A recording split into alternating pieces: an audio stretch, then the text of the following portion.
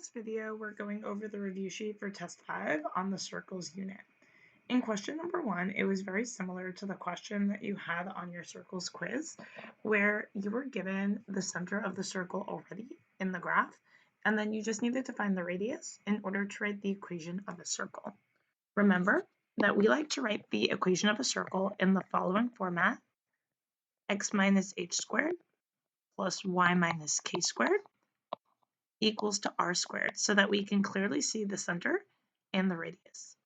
Remember that the center is hk and r is the radius.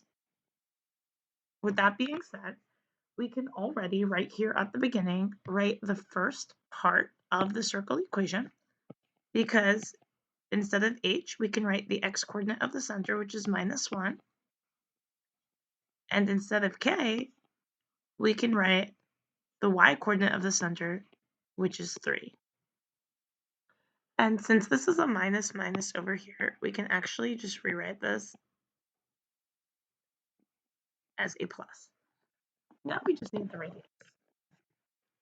We can find the radius by finding the distance from the center to any point on the circle. Let's just use the point that we have. Let me make that a little bit better. I'm on the computer, so it's a little difficult to use my straight edge here. Now you have two options. You can either use the distance formula, or since you're on a graph, you can use Pythagorean theorem. I think for this example, I'm going to use Pythagorean theorem, but you should find the same length if you are going to be using distance formula. I just made the right triangle, so that way I can use it to find the length of the segment I want. 3, 4. So that tells me that this is a 3, 4, 5 triangle. But you could also really briefly plug in the Pythagorean theorem. That's 9 plus 16, 25. And you'll see the same thing is true, that C, the hypotenuse, is 5. So when I'm writing my circle equation, the right-hand side is r squared, so I can either write 5 squared, because 5 is the length of the radius, or I can simply just write 25. And that is my equation of the circle. For the next one, our equation is not in the nice format that we have over here. So I can't really see what the center and the radius is in order to answer the question. So I'm going to have to convert this format of the circle equation into this format by completing the square. So my first step when I'm completing the square is I'm going to group together the x terms and the y terms. One of my y terms is on the other side of the equal sign, so I'm going to have to bring it over.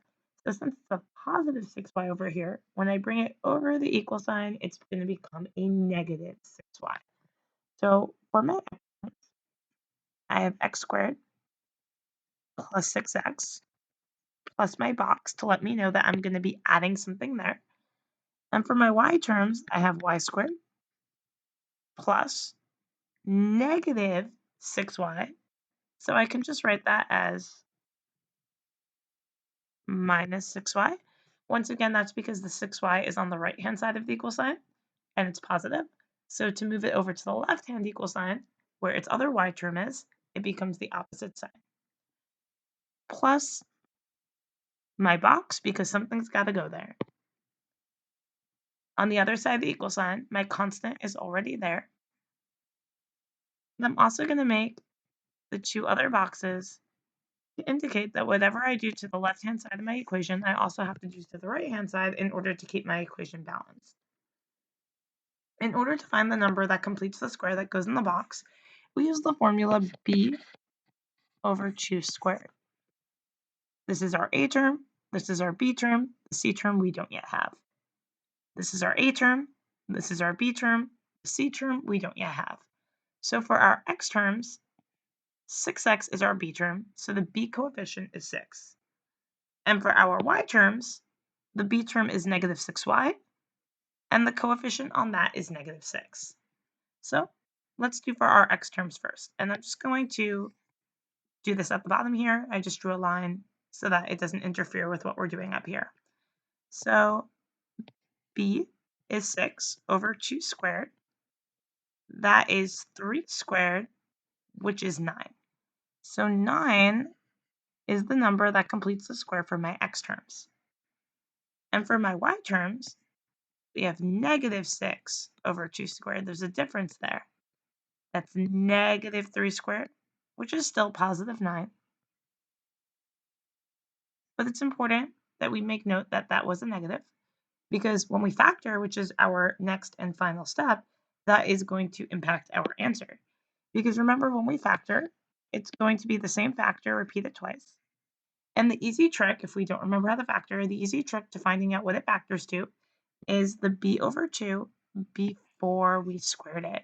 And here that was a positive 3. But for our y terms, even though we had the same number that completes the square, our b over 2 before we squared it was a negative 3. So that is going to impact our answer when we're determining what the center and the radius is of this circle. I'm going to add up the numbers on the side of the equal sign. That's 63 plus 18, which is 81. And it's so nice when that works out to be a perfect square, because 81 is a perfect square. So the center of the circle is negative 3, 3. Remember, opposite signs from what you see in your circle equation. Because if I'm seeing a plus 3 in my circle equation, that means it started out as a minus 3, because that was a minus minus, which made it the plus. Opposite signs. And if I'm seeing a minus 3, oh, sorry, I reversed that. If I'm seeing a minus 3, that means there was a minus here, because the minus minus made it the plus. And if I'm seeing a plus 3, that means it was really a minus, because there's the built-in minus into the circle equation. So remember, when you pull out your center from the circle equation, opposite sides.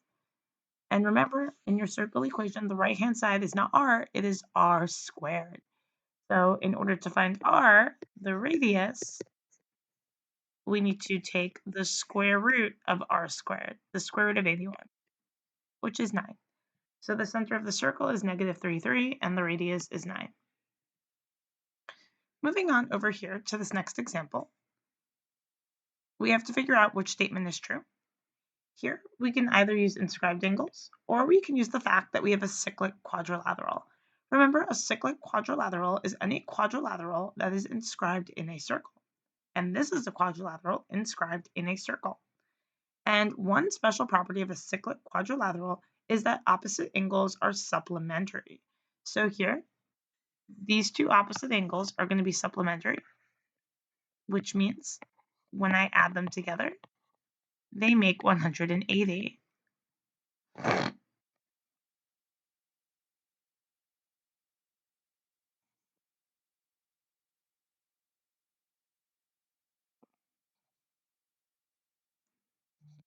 And also, my other two opposite angles are supplementary as well,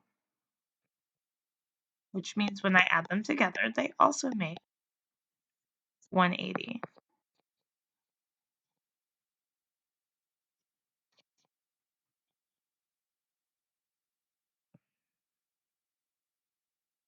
For the next example, it says in the diagram below, circle O has a radius of 5, which is already marked for us, and C is equal to 2, which is already marked as well. And it tells us diameter AC is perpendicular to chord chord BD at E. And I see the right angle there. Remember, we have a theorem that says when we have a diameter that's perpendicular to a chord, it bisects the chord.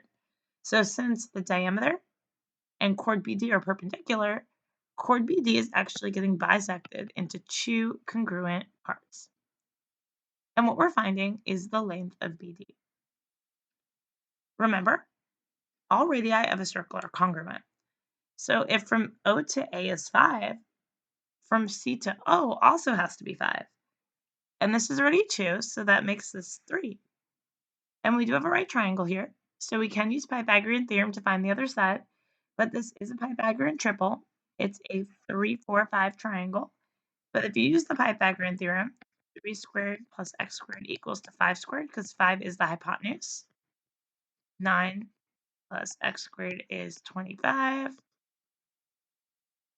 16. you would have that the missing side length is 4. That's also 4. So in total, the length of BD is 8. Moving on. In the diagram, we have that this should be arc AB is congruent to arc CD. So I'm going to mark that in. And it says which statement is true. Chord AB is congruent to chord CD. Arc AC is congruent to arc BD. Oh, this is supposed to be parallel. This one got pretty messed up. I have to fix that. AB is parallel to CD. Or angle ABC is congruent to angle BCD. So for the alternate interior angles, that's only true if angle 3, if 3 is true, because that's only true if we have parallel lines. So I'm going to get rid of that. And 3, we would only know these are parallel if the arcs in between them are congruent. But the arcs that we're given the information about are not in between them, they're on top and bottom. So I don't know that for sure, so I'm going to rule 3 out. AC and BD could be congruent if these angles are congruent, but I don't know that because I don't know that the lines are parallel, so I don't know that these alternate interior angles are congruent. Number 1 is the correct answer because we do have these two congruent arcs. And remember, we have a theorem that says congruent chords intercept congruent arcs. So since these arcs are congruent, the chords intercepting those arcs are also congruent. Over here in number 6, we're told that AF is equal to FB, and they're both equal to 5. We're told that DC is 7, and we need to find the perimeter of triangle ABC. Remember, two tangents to the same circle that come out of the same outside point are congruent. AF and AD come out of the same outside point, so they're congruent, so this is 5. BF and EB come out of the same outside point. They're both tangent to the circle, so they're congruent. DC and CE are both tangent to the circle, and they come out of the same outside point, so they're both 7. Now we can find the perimeter of the whole triangle. That's 12, 12, and 10. So the perimeter of triangle ABC is 34. Over here, we have a wheel, and a wheel is a circular shape, so I'm going to draw a circle that has a radius of 18 inches. So from the center to a point on the circle, that is 18 inches. Which distance to the nearest inch does the wheel travel when it rotates through an angle of 2 pi over 5 radians? 2 pi over 5 radians. So it's asking about the distance. That's a keyword. Distance means length.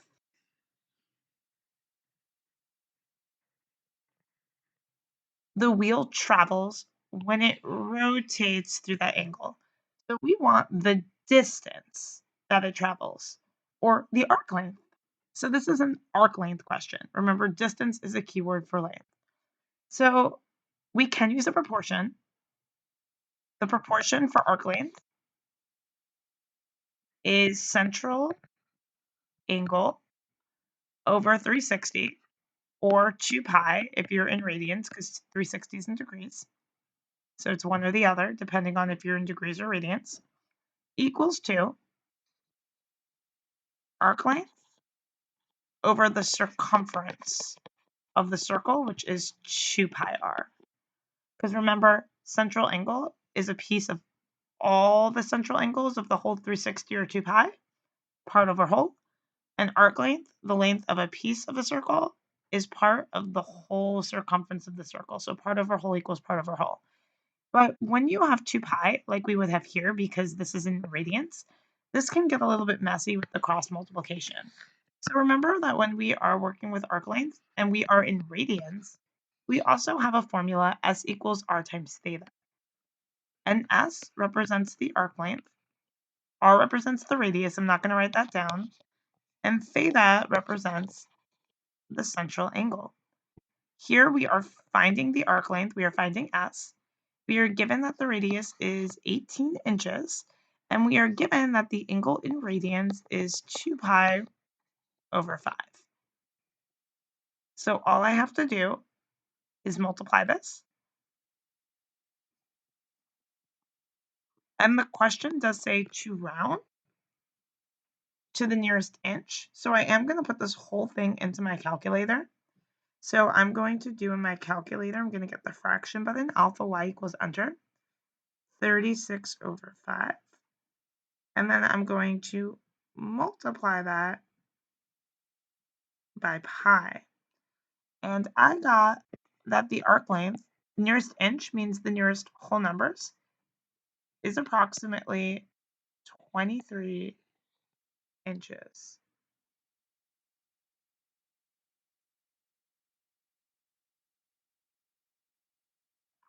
Moving on to the next one. In the next one, what we need to do is we need to find the area of the shaded sector. So we are finding the area here of the sector. So this is a sector area question. Remember, the proportion for sector area is very similar to the one for arc length. We have central angle over 360 degrees. And once again, that would change to 2 pi if we are working in radians. Unfortunately, sector area does not have a special formula if you're in radians. You'll just be using this proportion, but replacing the 360 with 2 pi. And then we have sector area over area of the whole circle. So once again, this is part over whole equals part over whole. A central angle is a piece of all the central angles, which total 360 degrees. And the area of a sector of a piece of a circle is part of the area of the entire circle. So this is part over whole equals part over whole. So let's plug in. Since we're finding the area of the shaded sector, we do need the angle that belongs to that sector. We don't have it, but we do have this 36-degree angle. And this is an inscribed angle. And we know that inscribed angles are half of their intercepted arc. So if the inscribed angle is 36 degrees, its intercepted arc is 72 degrees. And remember, central angles are equal in measure to their intercepted arcs. So this angle that we need is the central angle opening up to the same arc, intercepting the same arc. So it will also be 72 degrees. So we have the central angle, 72 degrees. We are in degrees in this question, so we can use 360, which is always nice, equals to the area of the sector. We don't know what it is. We are looking for it. That's what it's asking us for in the question, the area of the shaded sector over the area of the whole circle. And the area of a circle is pi r squared. The radius here is 4. 4 squared is 16. So it's 16 pi for the area of our whole circle. The question does ask us to round to the nearest tenth, but I'm not going to round until the end because I don't like working with all those decimals. So right now I'm just going to do 72 times 16. And that is 1,152 pi equals to 360x. And now, since all I have to do is divide by 360, I'm just going to type this all into my calculator. I'm going to type in 1,152 divided by 360. Oh, 1,152 pi divided by 360. Let me type that in. 1,152 pi divided by 360.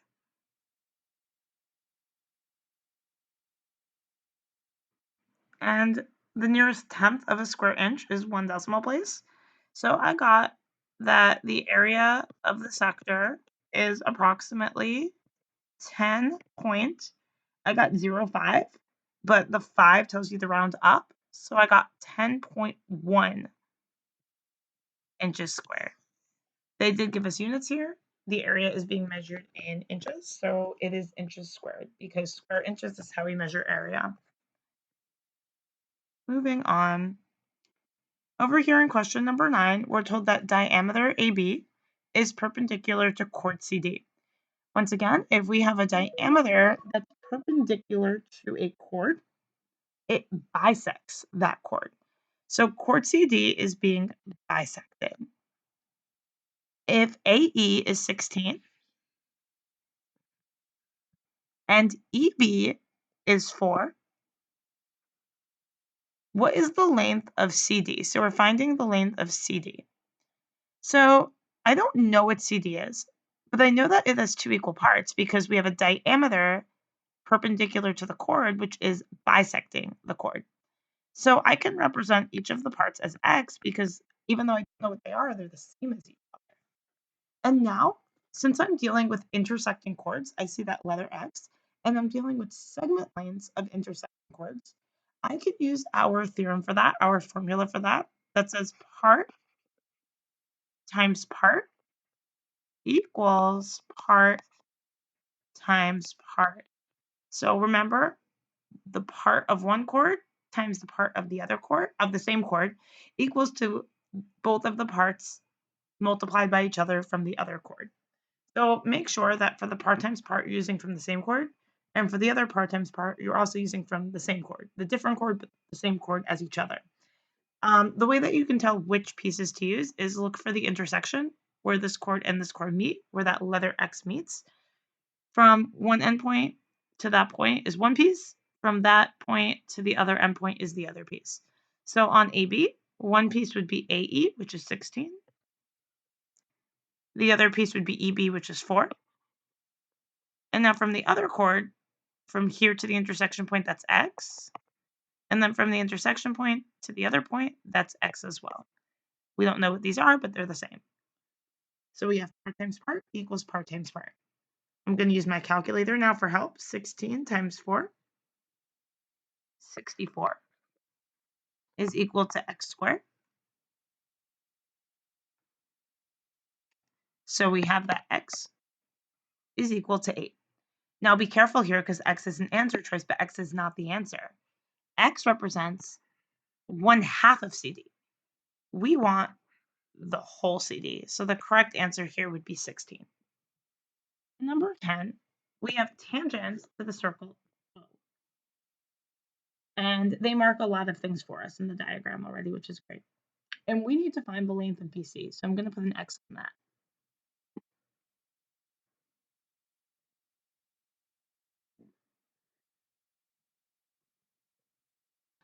So what's important to know this here is, first of all, we have these two vertical angles, and vertical angles are always congruent. And second of all, we have a radius that meets a tangent, and they intersect to form a right angle.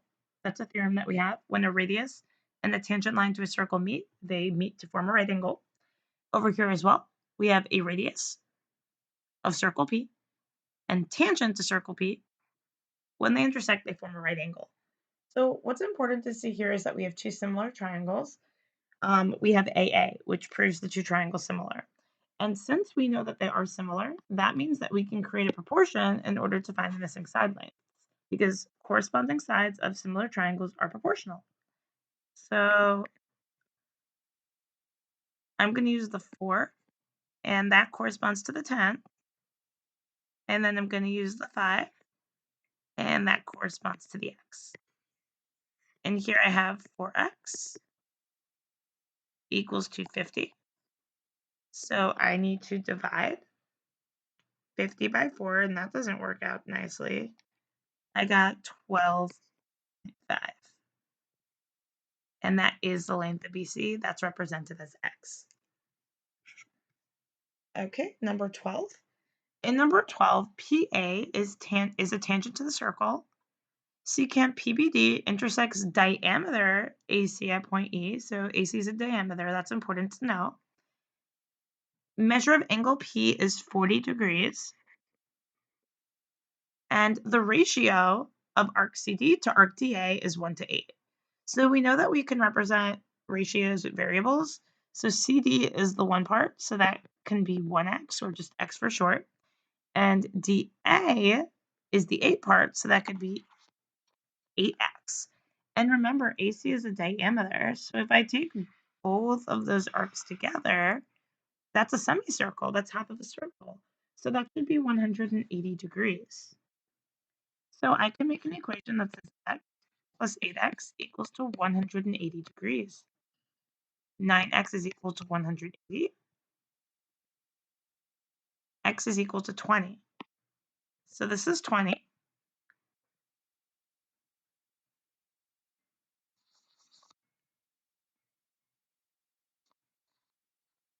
And this is 160. Now, we need to find the measure. Well, I already found the measure of arc AD, so that's already done. That's 160. It's already done. Now we need to find the measurement of arc AB. So arc AB is this arc here. And notice how that's one of the arcs that's in the rays of outside angle P. And remember, the outside angle is half the difference of the big arc minus the small intercepted arc. And this is a smaller intercepted arc. Its bigger intercepted arc is AD over here. So using that idea, I can set up an equation here. Angle P, the outside angle, which is 40, is equal to half the difference of big arc, which is 160, minus little arc, which is what I'm trying to find out. So that's x. I'm going to start off by multiplying both sides by 2 to get rid of the 1/2. And then I'm going to subtract 160 from both sides. So 80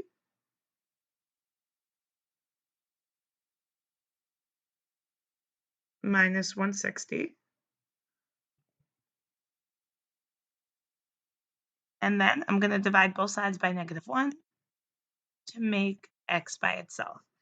And there we have that arc, that missing arc is 80 because that represents x because we labeled that as x. So I'm going to get rid of this so it's not confusing for the next part of the question.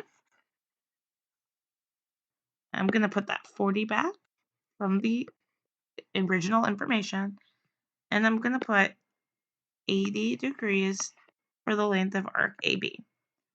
Now we need to find the measure of angle BEA, so this angle over here. Notice how that's one of two vertical angles formed by intersecting chords. Always look out for that letter X. So when you have that letter X, remember that the vertical angles are equal to half the sum of their intercepted arcs. So the vertical angle, which I'm going to represent as X because I don't know what it is equal to half the sum. One intercepted arc is the 80-degree arc, and its congruent vertical angle opens up to the 20-degree arc. So X equals to half of 100, which is 50. So we found the measure of angle BEA. It is 50.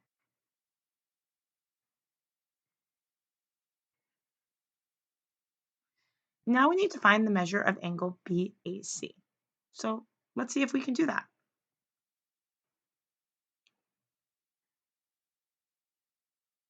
Angle BAC is this angle right here. So it's an inscribed angle, and we know that inscribed angles are half of their intercepted arcs. The only thing is we don't know what arc BC is, but we know all of the other arcs of the circle. And remember, in total, a circle makes 360 degrees. So let me add up the arcs that we have. 80 plus 160 plus 20. And I'm going to subtract that from 360. I got 260. 360 minus 260 is 100. So arc BC is 100 degrees. And that makes its inscribed angle BAC half of that, which is 50 degrees.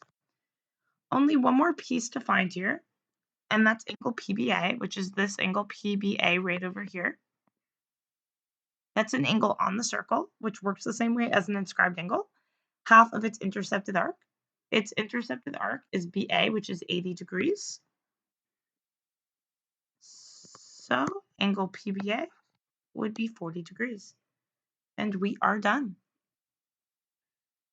moving on to this proof question over here. So we're given circle O with T the midpoint of arc CH. So let me mark that so far in the diagram. So T is the midpoint of arc CH. So arc CH is being split into two congruent arcs. And what we need to prove is a proportion. So whenever you're proving a proportion, first we need to prove similar triangles. And if you have multiple triangles in the diagram, which might be helpful for the test, just saying, you can use the proportion to help you figure out which triangles that you're focusing on. So CT, I'm going to highlight CH. Ooh, so already, guys, we're not using the two small triangles. That's what you might have thought. CH is definitely from the big triangle. Okay, TO and TH. So as you can see here, the two triangles that we are proving similar, and this might not have been what you thought, we're proving the small blue triangle on the top similar to the large green triangle. So be careful with that. Always use your proportion or your product, if you have a product, to see which are the triangles that you're focusing on. So we know that we're proving the triangle similar, so we need AA. So let's look for congruent angles. And let me just re-highlight this better so we can see things a little bit clearer. Sometimes if it's messy, we can't really see what we're doing. So this is one triangle that's much less messy. Oops.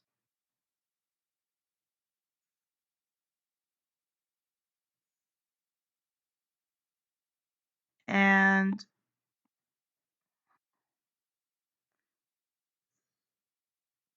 the large triangle is our other triangle. There we go. Much easier to see now that it's less messy. Okay.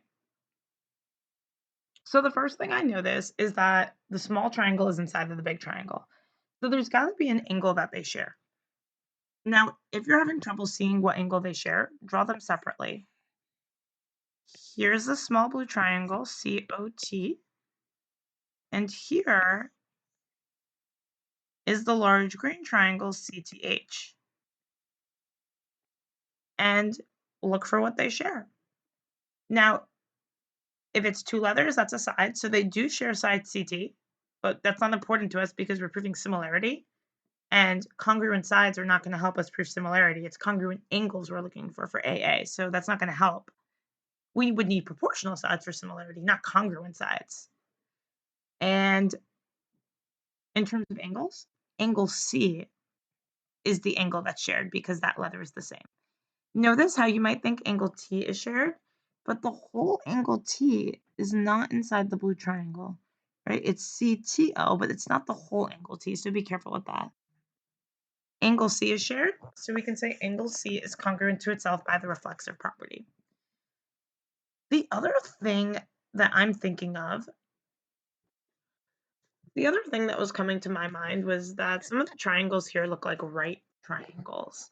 So let's start with the big triangle over here and let's see if we can find right angles and justify why they're right angles. So I'm thinking this angle over here, angle T, in the big right triangle looks like it might be a right angle. Now that's an inscribed angle, and inscribed angles are half of their intercepted arcs. If I look at the intercepted arc, that is CH, which is a semicircle, which is 180 degrees. So half of 180 degrees is 90 degrees. So this is definitely a 90-degree angle. Now, if we can find a 90-degree angle in the small blue triangle, then we would be all done. Notice that since this is a diameter, not only is arc CH 180 degrees, but arc CTH is also 180 degrees. And we already knew from the givens that arc CT and arc TH were equal because we were told that we have the midpoint, which splits into two equal parts. So each of these is 90 degrees. And this angle over here, angle COT in the blue triangle, is a central angle. And central angles are equal in measure to their intercepted arcs.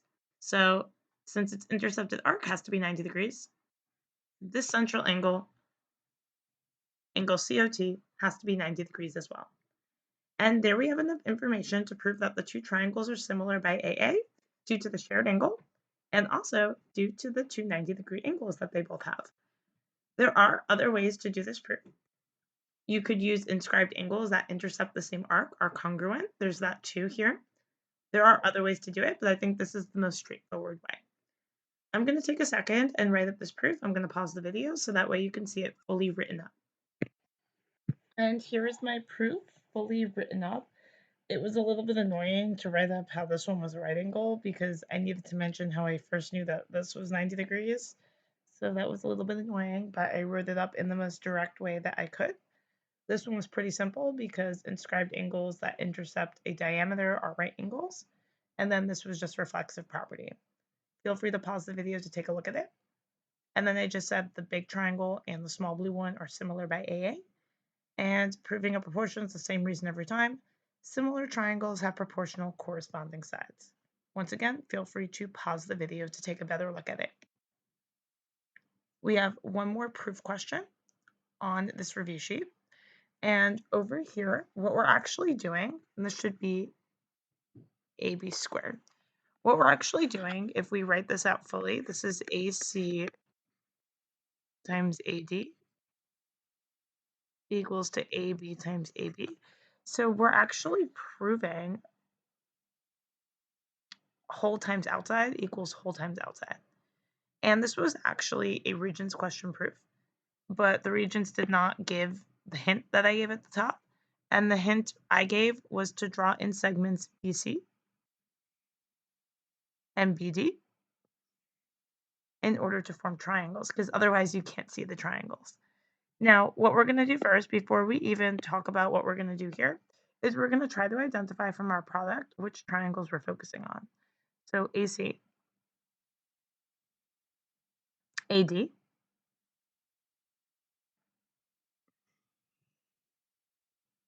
AB, and AB.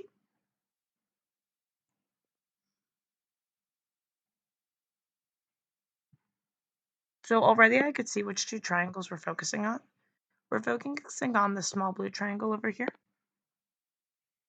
and the large red triangle. So we're proving a product. So products come from proportions. And in order to prove a proportion, we first need to prove the triangle similar. So what we're doing here is we're looking for congruent angles, just like we were in the last example. We are looking for AA. And what we're proving is that AC times AD, so whole times outside, equals whole times outside. So we're proving our theorem for outside segment lengths, that when you have a tangent and a secant, you can find the lengths of the segments by doing whole times outside equals whole times outside. That's what we're proving here. Now, the first thing I notice is this angle over here, angle BCA. And this is an angle on the circle, or an inscribed angle. And we know that they're equal to 1/2 of their intercepted arcs. So this angle BCA is half of this intercepted arc BC. And I also see that angle BDC is an inscribed angle. And look, that also opens up to arc BC. So if this is half of arc BC, and this is also half of arc BC, then these must be the same as each other. So that's already one pair of congruent angles that we have. That is an angle in the big red triangle, and this is an angle in the small blue triangle. And once again, I highly recommend drawing the triangles separately, so that way you're better able to see what belongs to each of the triangles that you're focusing on. When triangles overlap, drawing the triangle separately takes 2 seconds, and it can really help you see what's going on. From drawing them separately, hopefully you saw what I see. You see what I see, that they have a shared angle, and that shared angle is angle A. Now, don't get confused and think that it's angle B, because if you take a look back here at the diagram, in the small blue triangle, this is not the whole angle B. The whole angle B is in the red triangle, but it's only a piece that's in the blue triangle. So the whole angle needs to be completely in both triangles to be considered shared. Notice how angle A is completely inside of both triangles. And there we have it. We have AA. We're done with the proof. Then after that, after we prove the triangle similar, then we just need to prove a proportion and prove the product, and then we're done. This isn't going to take me long to write up, but I'm still going to pause the video so that way I'm not taking too much time on this video, and then you'll be able to see the proof. Here I have the proof fully written up. Please pause the video and take a few minutes to read through it. One comment is that when you make your proportion, just double check that it cross multiplies to actually give you the product that you are trying to prove. Once again, please pause the video. Everything that we discussed in the plan is written up in the proof. This says similar triangles have proportional corresponding sides. Same reason every time when you're proving a proportion. This says in a proportion, the product of the means equals the products of the extremes. That's the same reason every time you're proving a product. It justifies cross multiplication, the fancy way of saying cross multiply. Okay. The last question here is that we're going to construct a square. And for the test, please make sure that you do review, especially not only the square one, but please also make sure you review the hexagon and the equilateral triangle. Those are ones that have been known to show up on the Regents exam. So what we're going to do is we're going to make a perpendicular bisector of diameter AB. I'm going to put my compass on one point, and more than halfway, doesn't matter. Arc above and below, same arc over here. And I did also make a video on all the circle constructions. It's under the weekly recap video, so please make sure to watch that if you need to take another look at the constructions. And then right through those intersection points, oops, let me get my line back, we're going to draw our perpendicular bisector. So that's our perpendicular bisector right through the intersection point. And hopefully you see the square. If not, here's one point, here's another point, here's another point, and here's another point. And all we need to do is connect those together. Yellow is not the best color, but there we go. We can see our square. It is both a rhombus and a rectangle. It's a rhombus because it's got perpendicular diagonals and all the sides are equal. It's a rectangle because not only are the diagonals perpendicular, but they're also congruent to each other. And we also have right angles.